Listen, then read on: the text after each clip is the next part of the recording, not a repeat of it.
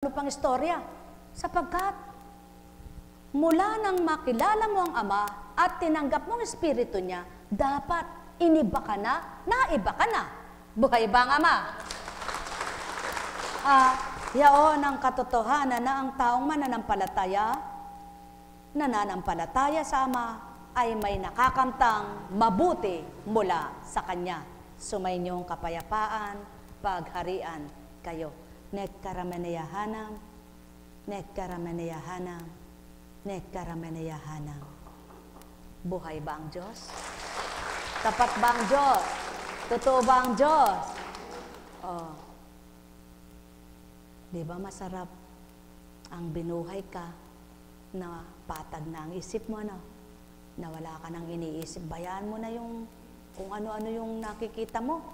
Bayaan mo na yung hirap na kung ano-ano man, di ba? Ang mahalaga, alam nyo ba kung paano yung napasasaya ka ng Ama na sa kabila ng mga pinagdaraanan mo, ba't hindi mo yun nararamdaman? Lumuluha ang mata mo, kung minsan naiiyak ka sa mga pinagdaraanan mo, pero ang puso mo hindi. Naranasan nyo na ba yaon? Na lumuluha ang mga mata nyo, subalit ang puso nyo hindi lumuluha? Kundi nararamdaman nyo ang galak? O ba? Buhay ba ang Ama? Pinakamahirap yan. Kalabanin ang damdamin mo. Pinakamahirap yan, dito mo dinadala. Napakahirap. Alam nyo po, manapa, kapag hindi ka nakatugon at di ka makasunod, para kang hirap na hirap ang loob. Kapag hindi mo sinunod ang Ama, anak, ituran mo ito. Bakit hindi nila mawawaan ang katotohanan?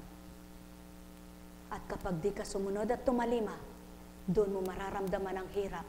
Ngunit kapag nakatugon ka na, kay gaana at kay luwag. Buhay ba ang Ama?